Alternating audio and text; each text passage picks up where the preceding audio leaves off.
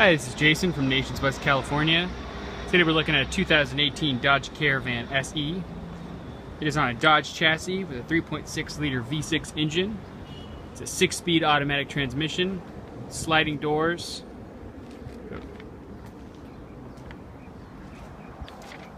The rear ramp here.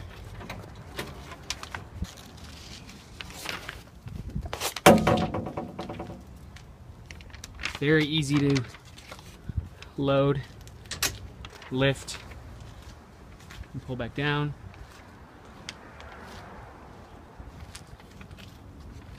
And there's a sliding door on this side. Inside you have 3 other passengers that can fit, as well as room for a wheelchair tie down here. You have your ramp behind you. So it has an AM/FM CD player, a rear camera, and is available and ready for purchase.